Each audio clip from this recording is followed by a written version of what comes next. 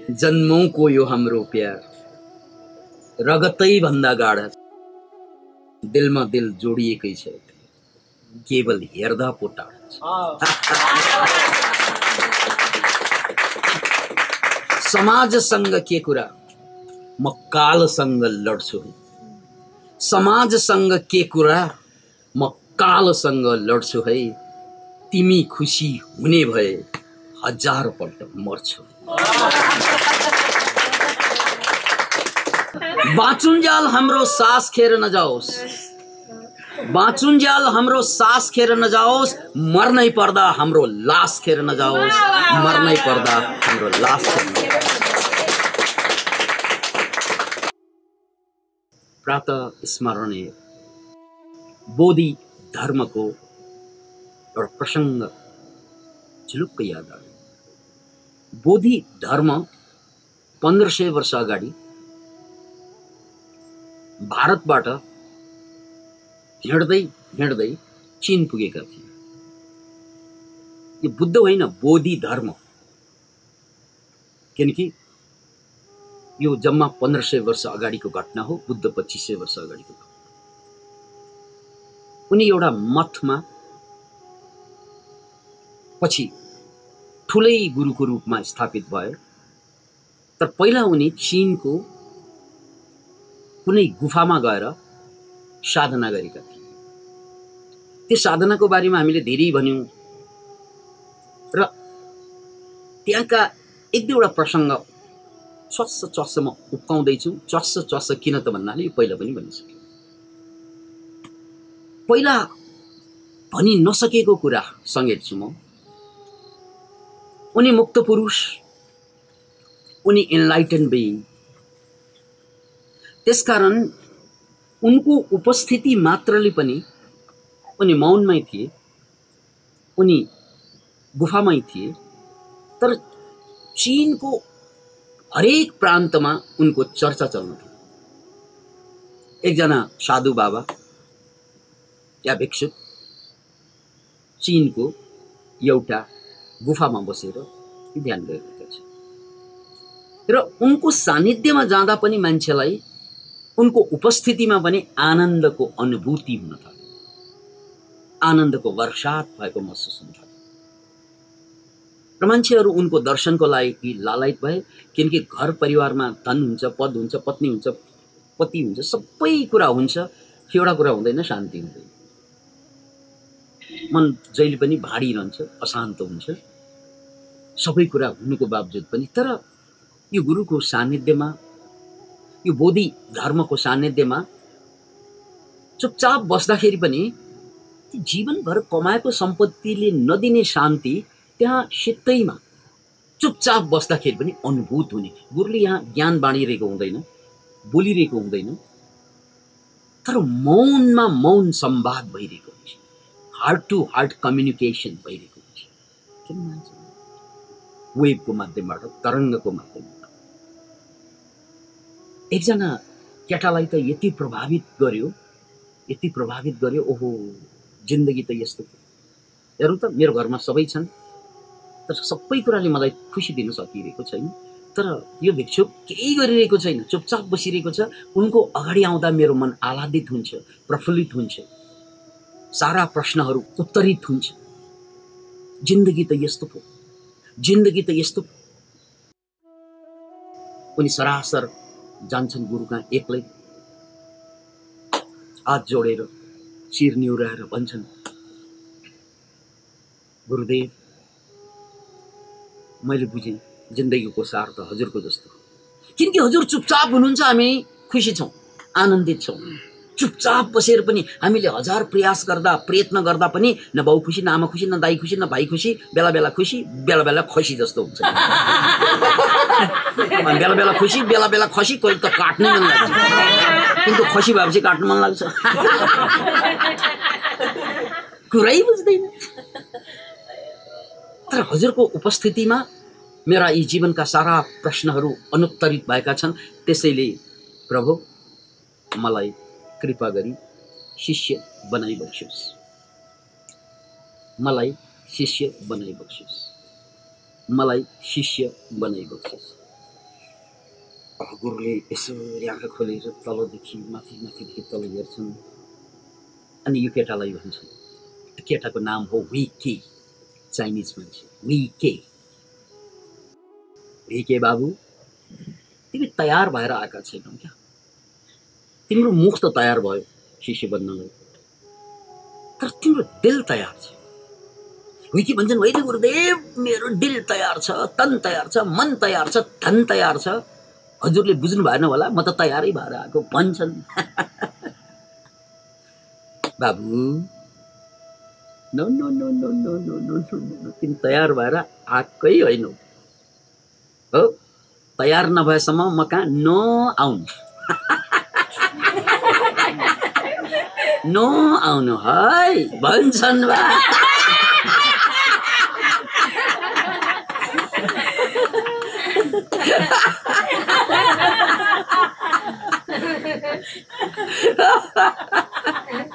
शिष्य भने जिद कसेर बस्छ, होइन म तयार छु, तयार छु। होइन बाबु, अहिले नआउनु है।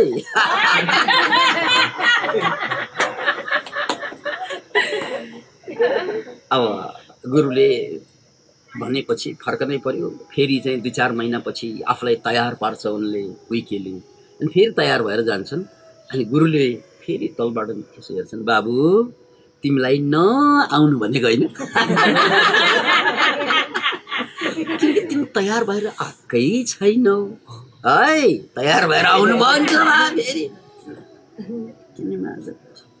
त्यसपछि उसलाई साह्रै पीडा पर्छ। तयारै भएर आएको हो, मानसिक रूपमा त ऊ तयारी हो, बौद्धिक रूपमा ऊ तयारै हो, सबै तयार हो। किनकि हरेक मान्छेको समस्या के त, उनले आफ्नो कमजोरी मरिँदै देख्दैन। अगाडिको मान्छेले देख्छ। जसरी मैले तपाईहरू सबैको आँखा देख्छु, तर दुर्भाग्य यो आँखाको, यो आँखाले यो आँखालाई देख्दैन। सबैको आँखा देखिरहेको छु, तर यो आँखाले यो आँखालाई देख्दैन। यो दुर्भाग्य हो आँखा। त्यस्तै चित्तको दुर्भाग्य के, उसले सबै कुरालाई एनालाइज गर्न सक्छ, बुझ्न सक्छ। म छोरीलाई, छोरालाई, दाइलाई, भाइलाई सबैको कमजोरी र खुबी दुवै बुझिरहेको हुन्छु, आफ्नै कमजोरी बुझिरहेको। म कहाँ चुकिरहेको त्यही बुझिरहेको हुँदैन, अरू चुकेको ठ्याक्कै देखिन्छ। अनि कसरी त यहाँ चुकेको भनेर बताउँदा मर्ने नै बुझ्दैन फेरि, समस्या थियो। किनकि अहङ्कारले मान्दैन। त्यही हालत यहाँ विकेको पनि थियो। होइन गुरुदेव, मैले तयार, सबै तयारी गरेँ, घरमा पनि भनिसकेँ, सबै म हजुरकै शिष्य बन्छु। बाबु नआउ है भनिदिया छु। अब तेस्रो पल्ट, यो दोस्रो त यसरी नै बिताए। तेस्रो पल्ट विकेट कसरी तयार भएर आए हेर्नुहोस्। त्यो चीनको जुन प्रान्तमा उनी तपस्यारत थिए, त्यहाँ हिउँ पर्थ्यो, फुरुरुरुरु हिउँ पर्थ्यो। रातभरि उनको हिउँमा नाङ्गो खुट्टा उभिएर गुरु देखिने ठाउँमा टक्क अडेर बसे। बिहान पक्क गुरु यसो हेर्दा त हिउँ यहाँसम्म पुगिसकेको थियो। उसको हालत के भयो होला। विके भन्छ, गुरुदेव हेर्नुहोस्, रातभरि म यहाँ छु, मेरो खुट्टाले चाल पार्न छोडिसक्यो। त्यसकारण गुरुदेव, हजुरले मलाई शिष्य बनाउनै पर्छ, नत्र भने म यो हिउँमा धस्किएर मर्छु भन्छ। बाबु तिमी अझै तयार छैनौ क्या? तयार भए जस्तो लाग्यो तिमीलाई, त्यसकारण तिमी अझै तयार भएका छैनौ। तिमी तयार भएर आउनु, तयार नभएसम्म नआउनु है भन्छ। Can you imagine it? त्यसपछि अब त उसको धैर्यको बाँध टुट्यो, सक्दै सकेन उसले। त्यसपछि घरमा जान्छन् सरासर। अब हेर्नुहोस् यहाँ नाटकीय रूपमा कथाको पराकाष्ठा हेर्नुहोस्। घरमा जान्छन्, यहाँ बडेमानको तलवार लिएर आउँछन्। तलवार खन खन खन खन गर्दै आउँछन्, तलवार घुमाउँदै घुमाउँदै आउँछन्। गुरु कहाँ पुगेर त्यो तलवार के गर्छ, उसले आफ्नै गर्दनमा राख्छ। गुरुदेव, अझै पनि हजुरले मलाई शिष्य बनाउनु भएन भने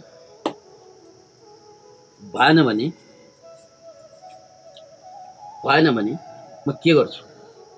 बाबु तिमी अझै तयार भएका छैनौ भन्छ फेरि पनि। यो कुरा सुन्न साथ हुइकेले तलवारले आफ्नो चाहिँ दायाँ हातले बायाँ हात छ्याङ्गै काटिदिन्छ। साँच्चैको घटना यो, फेरि यो कथा होइन, दन्त्य कथा होइन, यो इतिहास हो।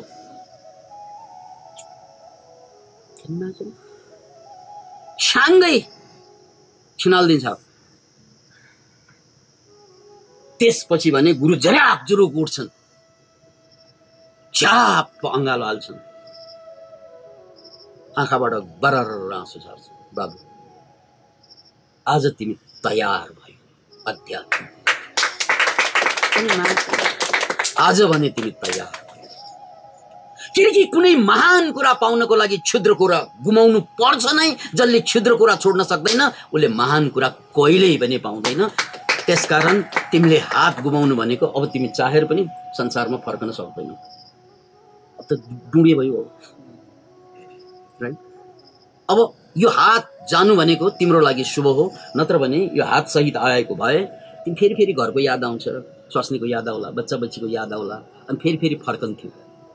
तर आज त हात छैन तिम्रो। अब गुरु त सिद्ध पुरुष, महापुरुष, उनलाई चाहिँ उनको ज्ञान ध्यान सिद्धि सबै कुराले त्यो रगतलाई थाम्नु ठुलो कुरा भएन। त्यसपछि त्यो विकी दीक्षित भए गुरुबाट, र चीनमा जेन बुद्धिज्मलाई फैलाउनु पहिलो मान्छे प्याट्रियार्क भन्छ, पहिलो प्याट्रियार्क नै विकी। यो कथाको एउटा अद्भुत सन्देश के छ त भने, पहिलो सन्देश त शिष्यलाई, विद्यार्थीलाई जहिले पनि के लाग्छ, आफू ठिक छु, मैले गर्नुसम्म गरेँ सबैलाई, त्यो मात्र पुगिरहेको हुँदैन। अनि त्यो मात्र पुग्न अगाडि नै कसैले दीक्षा दिन थाल्यो भने फेरि त्यो दीक्षाले सार्थकता पाउँदैन। त्यसकारण गुरुले परीक्षण गर्दै गर्दै परीक्षण गर्दै गर्दै भेत्तोइमा पुर्याइदिनु भयो। त्यसपछि उनी हात काटे। अब गुरुले त हात काटो भनेको त होइन, तर काट्दिनु। हात काट्ने नियम होइन फेरि। अब कसैले ए हात काट्नु पर्दो रहेछ यो सन्देश नलिनु, द्याट्स नट द पोइन्ट। यो त एकजना मान्छेमा घटेको एउटा तरिका हो, अर्कोमा अर्कै तरिकाबाट ज्ञान घट्छ। यो एउटा मान्छेमा घटेको तरिका नहो, अर्कोमा अर्कै किसिमबाट घट्छ। यहाँ हात काट्नु चाहिँ सन्देश हो। सन्देश के त तयार हुनु के। यसरी ओशो रजनीशको एउटा प्रवचनमा उहाँले के भन्नुभएको थियो भने, तुम घर छोडकर मेरे पास मत आना, तुम घर फोडकर मेरे पास आना। क्योंकि अगर छोड़कर आए तो फिर वापस जाओगे, फिर वापस जाओगे। तुम्हें अगर आना है तो घर छोड़कर नहीं, घर तोड़कर आना। त्यही सन्देश हो। अनि यो घर भनेको भौतिक घर फोड्ने भनेको होइन, फेरि बम हानेर बङ्ग उडाएर आउने होइन। फेरि अर्कोले अर्को सन्देश लिएला, अघि चाहिँ हात काट्ने, अहिले घर उडाउने, त्यो होइन। घर भनेको एट्याचमेन्ट, मोह, माया। समस्या घर होइन नि, समस्या हात पनि होइन नि, समस्या त माया मोह, त्यसप्रतिको एट्याचमेन्ट हो। त्यही हो शुम्भ भनेको, डिजायर, लोभ। मेरो एट्याचमेन्ट छ नि, शुम्भ भनेको त्यही हो। त्यसलाई मार्नु हो क्या। अब त्यो सिम्बोलिक रूपमा कसैले हात काट्दै, तर हात काट्ने चाहिँ नियम चाहिँ यिनै कुरा भनिरहँदा मलाई नेपालमै घटेको पशुपतिनाथ मुनि बागमती जुन नदीको किनारमा गुफाहरू छ, हामी सानो छँदा खेल्न जाँदा त्यो गुफा देखेर अचम्म लाग्थ्यो। त्यो गुफाले मलाई सानो बेला, म त एकदमै छुकछुक खेल्दै खेल्दै त्यहाँ पुगेँ। त्यो गुफा देख्दाखेरि मलाई एकदम अचम्म लाग्थ्यो। कस्तो अद्भुत त्यो फिलिङै अर्को आउने। अब त्यो बेला मलाई लाइन दिने कोही मान्छे थिएन, त्यसकारण त्यसको अर्थ मैले बुझिनँ। तर त्यो गुफाले मलाई सानैदेखि एट्र्याक्सन गर्थ्यो। किनकि जहिले पनि त्यो पशुपति घुम्दै जाँदा त्यहाँ एकचोटि छिरौँ जस्तो लाग्ने।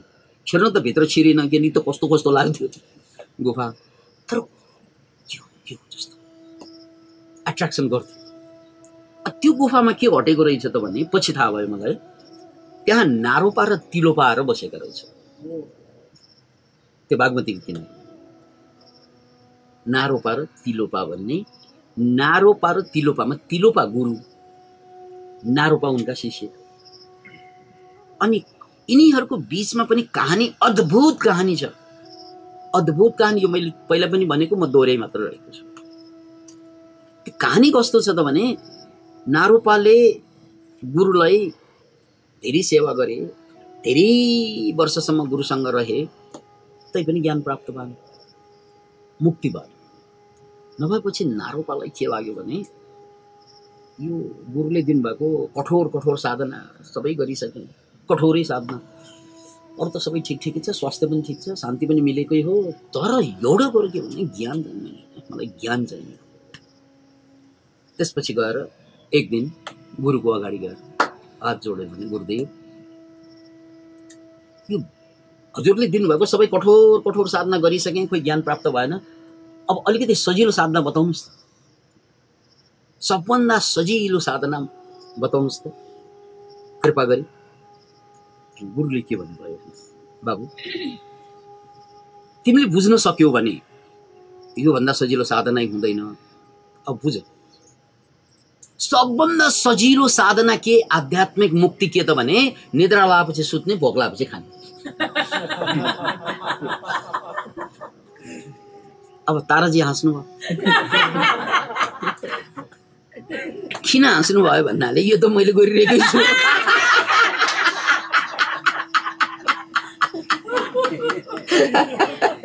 हामी सबैले त्यही त गरिरहेका छौँ जस्तो लाग्छ हामीलाई। के लाग्छ? जस्तो लाग्छ। तर साँच्चै भन्ने हो भने हामी भोक लागेपछि खान्छौँ कि टाइम हेरेर खान्छौँ भन्नुहोस् मलाई? हो, बच्चाले मात्रै भोक लागेपछि खान्छ। साना बच्चाहरूले त यहाँ भिडैमा पनि उसलाई भोक लाग्यो भने भन्छ, हो, जहाँ पनि उसलाई मतलबै हुँदैन। सानो बच्चामा मात्रै त्यो ताकत हुन्छ। हामीलाई त भोक लाग्यो भने घडी हेरेर बस्छौँ, भोक लागे पनि अहिले टाइम गर्छ, अहिले खाने बेला भएकै छैन, मलाई नबोलाउनु।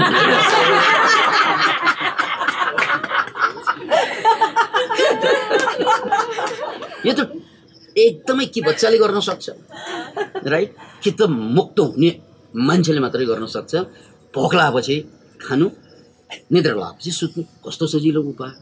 त्यो भनेको के त भने प्राकृतिक रूपमा जुन फिलिङ्स आउँछ त्यो फिलिङ्समा बाँच्नु, बुद्धिलाई नसुन्नु भनेको होइन। भोक लागेपछि खानु भनेको के? फिलिङ्समा बाँच्नु। किनकि समाजले तपाईँको फिलिङ खोसेर विचार दिएको छ, हो होइन? जिन्दगीभर हामीले आफूलाई दबाएको त्यही होइन? मन नपरेका हजार कुरा गरेका छौँ हामीले, किन? समाजको कारणले गर्दा। मन परेका हजार कुरा छोडेका छौँ हामीले, किन? समाजको कारणले। यो दसैँमा त भन्नै पर्दैन, यो दसैँमा खसी बोका काटेर केही फाइदा छैन भन्ने त सबैलाई थाहा छ। बेकारमा यिनीहरूको मात्रै ज्यान जान्छ, थाहा छैन? तै पनि काट्नु छोड्दैन, मन नपरेका कुरा। अरूले के भन्ला, त्यही होइन? त्यसकारण यो कुरा बुझौँ, हामी प्राणी कस्तो भयौँ? मन नपरेका हजार कुरा दिनदिनै गर्नुपर्छ, मन परेका हजार कुरा छोड्नुपर्छ दिनदिनै। त्यो जम्मै साइकोलोजिकल प्रेसर भन्यो कि हाम्रो भित्र, जसको कारणले हामी कहिल्यै पनि सुखी शान्त हुनै सकेनौँ। किनकि म नै कता छ थाहा छैन, खालि समाज मात्रै छ चारैतिर। मैले केही गरिरहेकै हुँदैन, समाजले गराइरहेको हुन्छ। मैले त केही पनि गरिरहेको छु। यो लुगा लगाएको मेरो कारणले लगाएको, यस्तो गर्मीमा मेरो कारणले भयो त फुकालेर नाङ्गै बस्छु। केही बुराइ छ यसमा? प्रकृतिमा सबै नाङ्गै हुन्छ, तर मेरो चारैतिर समाज। ओ मतलब चिसो लाग्दा लुगा लाउनु त ठिकै कुरा हो, गर्मी हन गर्मी भइरहेको छ, केही अर्थ छ? मेरो बस चलेको भए त त्यही गर्छ नि। कि त त्यो त बच्चाले मात्र गर्न सक्छ। फेरि पापु मलाई गर्मी भयो भने फुट लुगा फालिदिन्छ, हो होइन? भन्नुहोस् त। त्यसकारण बच्चाहरू प्रकारान्तरमा इन्लाइटेन्डै हुन्। उसलाई चाहिँ गर्मी भयो भने ठिक्के पुरै लुगा फालिदिन्छन्, हो होइन? सानो सानो बच्चाले त्यही गर्दैन? विद्रोह गर्ने ताकत छ कि? हामी ठुलो भएपछि त गयो। त्यसकारण चाहिँ बच्चा बिग्रियो भने ठुलो हुन्छ क्या। के बच्चाले गर्छन् कि इन्लाइटेन्ड बिइङ्सहरू छन् नि, जसलाई मतलबै हुँदैन। अक्का महादेवी मान्छे त केटी तर लुगा फुट फुट। अब दक्षिण भारतमा गर्मी यति छ, लुगा फुट फुट सबै फालेर गुफामा गएर साधना गर्ने। महालालेश्वरी कश्मीरमा लुगा फुट फुट फुट फालेर नाङ्गै भएर साधना गर्ने। मान्छेले उसलाई पागल त भन्छन्, तर त्यो पागलपन होइन, त्यो ट्रान्सफर्मेसन। यसको मतलब सबै नाङ्गो बस्नुपर्छ त्यो पनि होइन। फेरि अर्को सन्देश, ए लुगा फाल्नुपर्छ रहेछ, त्यो होइन। फेरि यो प्रसङ्गवश चाहिँ देशकाल परिस्थिति अनुसार कसले के गर्छ त्यो थाहा हुँदैन। त्यसकारण यहाँ गुरुको सन्देश के त भने प्राकृतिक रूपमा बाँच्नु। नेचरले तिमीलाई दिलदेखि जे फिल हुन्छ, दिमागको नसुन्नु, दिलको सुन्नु, पेटको सुन्नु, दिमागको नसुन्नु। किनकि दिमाग तिम्रो होइन, दिमाग तिम्रो समाजको। किनकि त्यहाँ हिप्नोटाइज गरिसक्यो तिमीलाई। यो दसैँ चलिरहेको छ, कसैले चाहिँ यो रातो टिका लाउँदै लाउँदैन, सेतो चाहियो भन्छ। हिप्नोटाइज भएको होइन। कसैलाई रातै टिका चाहिने, फेरि सेतो हुँदैन, के हो? सुतेका मान्छेहरू न सेतोसँग मतलब छ न रातोसँग मतलब छ।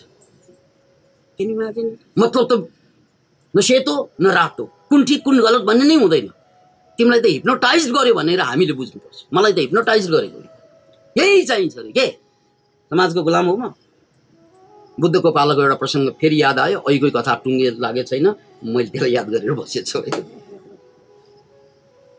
यसलाई चाहिँ एपिसोड भन्छ, त्यहाँबाट अर्को एपिसोड निकाल्दैछु है। दुईजना भिक्षुकहरू त्यो झन्डा चाहिँ फरफराइरहेको थियो हावामा। भिक्षुक यसरी हेर्छ अनि डिस्कस हुन्छ।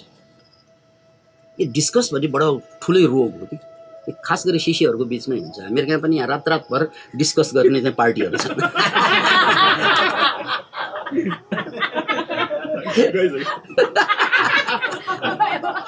त्यस्तै अब त्यो ठुलो नौलो कुरा रहेनछ। त्यो बेला बुद्धको पालामा पनि त्यही हुँदो रहेछ। त्यो हावा चलिरहेको थियो अनि झन्डा फरफराइरहेको थियो। एउटाले भन्छ, यार कस्तो गजबसँग हावा चलिरहेको, हेर्नु त झन्डा चाहिँ फरफराइरहेछ हावाले भन्छ। अर्कोले कहाँ हावा चलेको, त्यो त झन्डा पो चलेको भन्छ। अब दुईको बिचमा डिस्कस। एउटाले हावा चलेको भन्छ, अर्कोले झन्डा चलेको भन्छ। तपाईँहरू के भन्नुहुन्छ? झन्डा चलेको होला कि हावा चलेको? अब दुईटै चलेको। फेरि अर्को जवाफ आयो, यस्तै डिस्कसन के, कोही हावा चलेको, कोही झन्डा चलेको, कोही दुईटै चलेको, कोही दुईटै चलेको होइन भन्ने पनि होला। अनि बुद्ध कहाँ जानु पर्यो? अब फाइनल त टुङ्गो बुद्ध कहाँ नै लगाउने हो। अस्ति पनि एउटा पार्टी त्यसरी 12 बजेसम्म डिस्कसन गरे हाम्रो क्लासमा, र भोलि बिहान आएर चाहिँ मलाई खुसुक सोधे, हाम्रो रातभरि डिस्कसन पर्यो, यसको अर्थ के हो? मुक्ति भनेको के हो? यस्तै बुद्ध कहाँ गएर निवेदन गरे, भगवान हामी दुईजनाको बिचमा ठुलै डिस्कसन पर्यो। ऊ हावा चलेको भन्ने, म चाहिँ कपडा चलेको भन्ने, झन्डा चलेको भन्ने, यो झन्डा चलेको कि हावा चलेको भन्छ। बुद्ध मुसुक हाँसेर, न हावा चलेको न कपडा चलेको, यो तिमीहरू दुवैको दिमाग चलेको।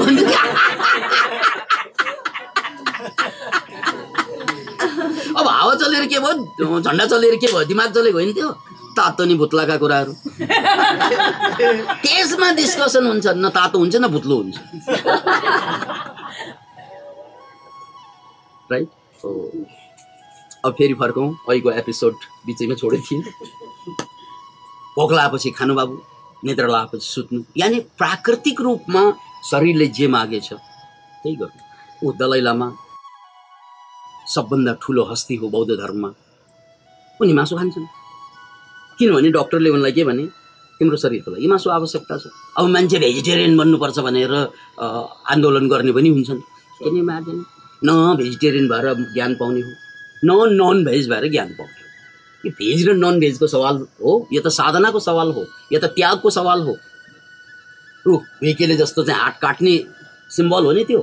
भरको कुरा चाहिँ जे मैले समातेको छु छोड्न तयार भएपछि न केही चिज मैले पाउने हो। त्यसकारण यो कुरो बहुत गहिरो छ। एउटा घटना मैले यो बताएँ,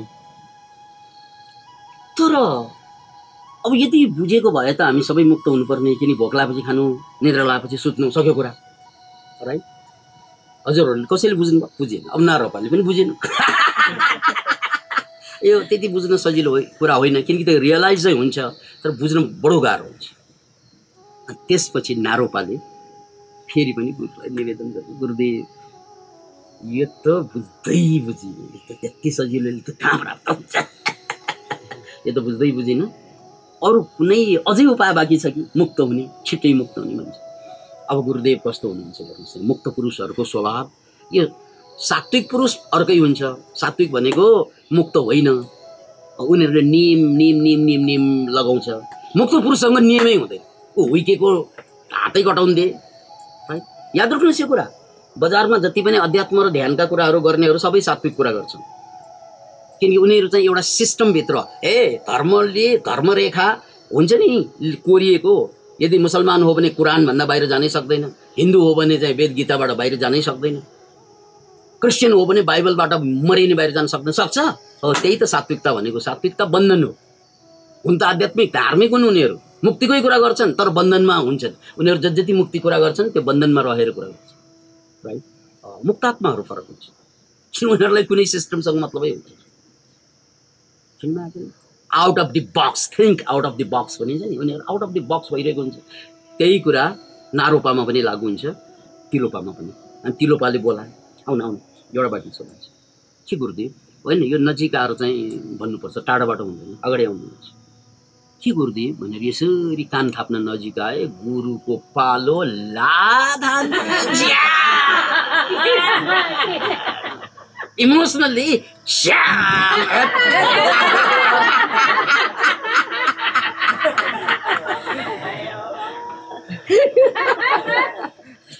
अब गुरु त योगी, यस्तरी लात हान्दिए ड्राम लडे मूर्छा। चाहन्छन् त के गुरुले हाल्ने, गुरु ऊर्जा हो नि त्यो पनि। अब हेर्नुहोस् है, पशुपतिनाथको गुफाको कुरा गर्दैछु म, त्यही घटेको घटना हो। अनि त ड्राम लडे। अब एकछिन त बेहोस नै भयो, त्यसपछि चाहिँ बिस्तार बिस्तारै होस पुगेछ, मुक्त भइसक्यो, इनलाइटन। त्यसपछि नारोपा विश्वगुरु बन्ने।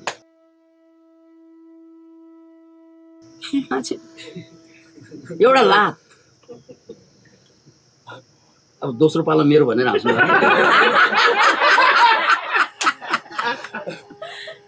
अब यो नियम होइन क्या। अघि हात काटेको छ, यहाँ चाहिँ लात हानेको छ। यो एकदमै पुगेका पहुँचेका मुक्तात्माहरूले आउट अफ द बक्स काम गर्छन्, त्यो थाहा नै हुँदैन। किनकि शिष्यको कुन बेला कुन ठाउँमा उनलाई चाहिँ धक्का कसरी दिने, त्यो दिएर उनी आफ्नो जन्म जन्मको मानसिक बन्धनबाट बाहिर ल्याउनु हो। र यो सबै कथामा, सबै कथाको सारमा हामीले के बुझ्नुपर्छ त भने, यो आध्यात्मिक कुरा भनेको कुनै वेदले निर्धारण गर्ने कुरा होइन, कुनै गीताले निर्धारण गर्न सक्दैन। याद नि, कुनै बाइबल र कुनै पुराणले चाहिँ यसलाई निर्धारण गर्दैन। उसले सङ्केत मात्रै दिने हो। जसरी चाहिँ वालमा लेखेको हुन्छ नि टोयलेट भनेर, एकदम एरो हुन्छ होइन, टोयलेट माथि लेखेको हुन्छ, एउटा एरो दिन्छ, टोयलेट त ऊ पर हुन्छ। अब यहाँ टोयलेट लेखेको छ, यहीँ गएर ढारा पिसाब गर्नु त मिल्दैन, त्यो त सङ्केत हो। टोयलेट लेखेको त यही हो, टोयलेट लेखेको त छ नि, लेखेको त त्यहाँ टोयलेटमा त टोयलेटै लेख्नु पर्दैन नि, एरो दिनलाई पो लेख्छ। अनि मान्छे गएर त्यहीँ पिसाब गर्नु त भएन। त्यसैले बुझ्नु पर्ने कुरा के त भने, यो बाइबल, कुरान, गीता आदि इत्यादि मुक्तिको सन्देश हो, एरो मात्रै हो। तर मुक्तिको त कुनै नियमै हुँदैन। यसो भएपछि मुक्त हुन्छ भन्ने हुन्छ, नत्र भने 50-60 वर्षदेखि मान्छे ध्यान गरेछन्, जमातका जमातै मुक्त भएर आउनुपर्ने, जमातका जमातै एनलाइटेन हुनुपर्ने भयो। कोही सात्विक भयो, त्यसमा त शङ्का छैन। हो, कतिपय संस्था छ नि, इन्टरनेसनल संस्था, 50-60 वर्षदेखि लाखौँ होइन करोडौँ फलोवर छन्, करोडौँले ध्यान गर्छन् दिनदिनै, खोइ त मुक्त भएको। एउटा ठुलै जमात आउनुपर्ने नि मुक्तात्माहरूको, होइन र? आउँदैन, किनकि त्यो त बन्धन हो, त्यो त फाइनल बन्धन हो। अब कतैलाई हातै कटाउनु पर्ने हुन्छ, कतैलाई लातै मार्नु पर्ने हुन्छ, त्यसो गर्ने गुरु खोइ? यो त नियमभित्रको कुरा होइन। यसलाई पनि हात काट्ने नियम अथवा चाहिँ लात हान्ने नियम दियो भने यसले पनि काम गर्दैन। यो त नियमकै कुरा होइन, यो त परम प्रेमको कुरा हो। त्यताँट गरेको हो नि गुरुले, झ्याममा लात हान्दा मर्नु पनि सक्छ, ल जा, त्यसको जिम्मा म लिन्छु। हात कटाउँदा उसको जिन्दगी बर्बाद हुन सक्छ, ल जा, त्यसको जिम्मा म लिन्छु। हो, त्यो त अनन्त प्रेम हो कि प्रेमले मात्रै जोखिम लिन सक्छ। याद राख्नु, प्रेमले मात्रै जोखिम लिन सक्छ। त्यो व्यापारीले त जोखिम लिँदैन, उसले त तौल्छ। 10 रुपियाँको माल 10 रुपियाँ, माल 10 रुपियाँको दिनु भने 10 रुपियाँ पैसा लिनुपर्छ। उसले जोखिम लिन्छ ग्राहकसँग, लिँदैन नि। त्यसकारण यदि साँच्चै प्रेम हो भने मात्रै ल जे पर्ला पर्ला। अब अन्तिम प्रसङ्ग, प्रेममा मात्रै जोखिम लिन सकिन्छ भन्ने कुरा सुन्नुहोस् है, एउटा बडो अद्भुत कुरा छ। रवीन्द्रनाथ टैगोरको एउटा प्रसङ्ग जोडी।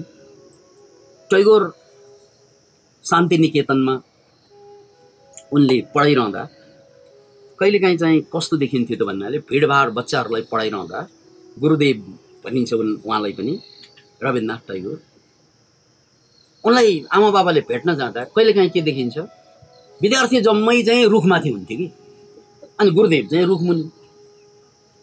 अनि आमा बाबा भेट्न जाँदाखेरि छक्क लागेर के हो यो गुरुदेव यो के गर्नुभएको, यो हाफ टाइम हो, अहिले चाहिँ ब्रेक हो भने ब्रेक होइन, अनि के गरिरहनु भएको, पढाइरहेको ल हजुर रुखमुनि, बच्चाहरू रुखमाथि बाँदर जस्तै, यो पनि पढाइ हो, रुखबाट खस्यो भने भन्छ। अनि गुरुदेवले के भन्नुहुन्छ भने रुखबाट खस्यो भने म छँदैछु, उनीहरूलाई हेर्ने म छँदैछु नि, खस्यो भने म छँदैछु नि, किनकि उनीहरूको चढ्ने स्वभाव हो। उनीहरूलाई स्वतन्त्रता दिनु नै प्रेम हो, उनीहरूलाई बन्धनमा पार्नु प्रेम होइन। उनीहरूलाई स्वतन्त्रता दिनु प्रेम हो, उनीहरूलाई बन्धनमा पार्नु चाहिँ प्रेम होइन। किनकि उनीहरू अहिले फल्न फुल्न चाहन्छन्। व्हेल माछाको भुरालाई पनि यदि एक्वेरियममा ल्याएर पालियो भने त्यो एक्वेरियमको साइजभन्दा ठुलो बन्दैन भन्छ। व्हेल माछा त ठुलो हुन्छ, सार्क ठुलो हुन्छ, त्यसका भुराहरूलाई यदि भुरा भनेको बच्चाहरूलाई यदि ल्याएर एक्वेरियममा पाल्यो भने के हुन्छ, कहिल्यै पनि ठुलो हुँदैन, किन एक्वेरियमको साइजले रोक्छ। त्यसकारण त्यो कुरानभित्र कहिले पनि मुक्त पुरुष जन्मिँदैन, गीताभित्र कहिले पनि मुक्त पुरुष जन्मिँदैन, यो कुरा याद राख्नुहोस्। पण्डित जन्मिन्छ, बाइबलभित्र बसेर कोही पनि मुक्त हुँदैन, याद राख्नुहोस्। यो कुरा कसले सम्झाउने तपाईँलाई, रिस्की छ क्या, ओहो हाम्रो धर्मको ग्रन्थलाई च्यालेन्ज दिने, त्यही भन्छ होइन र, हेर्ने माछे। त्यसकारण मैले भने यो त तपाईँप्रतिको प्रेमको कारणले भन्दैछु, ल जे पर्ला पर्ला।